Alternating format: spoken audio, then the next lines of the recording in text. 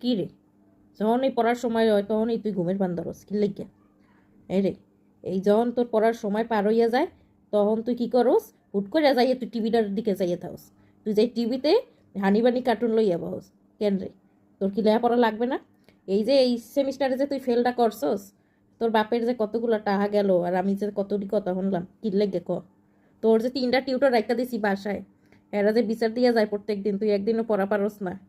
আবার কস নির্বাচনে তোর নাকি মিছিলে যাওয়া লাগবে, মেয় কমিটির সভাপতি নাকি তুই। তোর নাকি মিছিলে না গেলে নাকি 12 তারিখ নির্বাচনই হইবে না। কি তুই পাইছস কি? তোর কি ইয়ে করার লাগে আমি মানুষ করতেছি? এই যে বাসায় ঘুমাবি আর দিনের বেলা তুই কমিটিতে যাবি কেন রে?